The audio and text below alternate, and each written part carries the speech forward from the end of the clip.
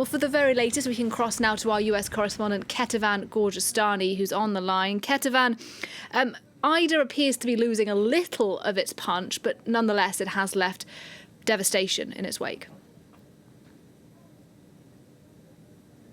Yes, it has now been downgraded to a tropical storm, but when it made a landfall on Sunday in Louisiana, it was a Category 4 hurricane, and it stayed a Category 4 for several hours, and that is why you're seeing so much of the damage. You mentioned those 1 million customers who are now without power, mostly in Louisiana, but also Mississippi, and the city of New Orleans basically completely without power, officials saying that it might take a few days, maybe possibly weeks for some people to get that power back, because when you see the images of the situation on the ground, you see trees toppled, you see power lines toppled, a lot of debris on those roads. So that is making efforts to come into the city and to start cleaning up that debris very complicated. And that is why officials are telling the people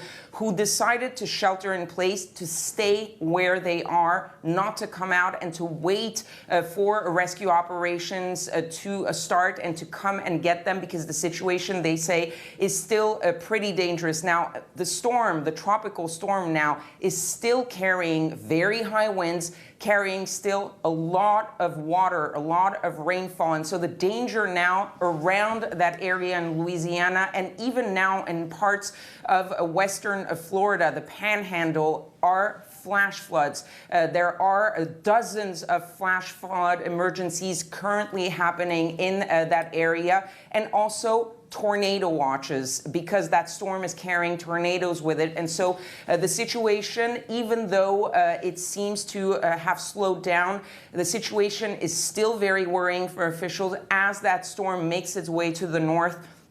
It will keep carrying a lot of winds, will keep carrying a lot of rain, and that could bring more damage in its wake. And Kethevane, we are 16 years to the day since Hurricane Katrina.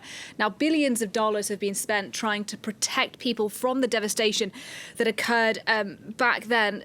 Does it seem that that money and those systems are working?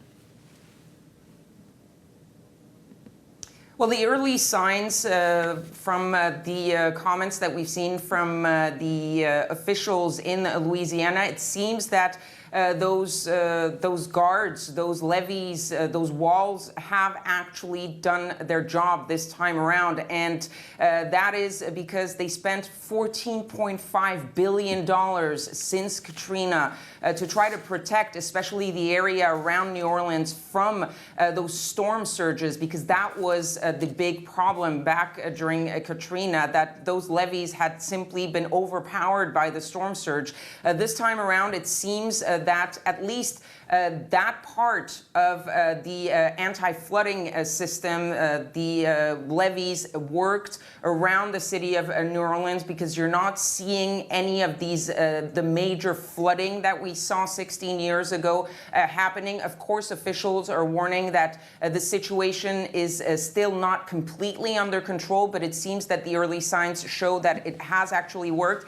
And when you look at some areas a little bit further inland or further into the marshland around New Orleans, where those levees are maybe a little bit smaller, not as modern, hadn't been updated as much as after Katrina around the city of New Orleans, there are reports that at least one levee was topped by the water, and so there are some flooding worries in that area. But overall, it seems that the storm surge is not so much a problem. There is, however, a lot of rainfall, as I said, and so the flooding is still an issue, but nothing, at least right now, that we saw 16 years ago during Katrina. Kethevane Gorjestani, thank you very much indeed for your reporting.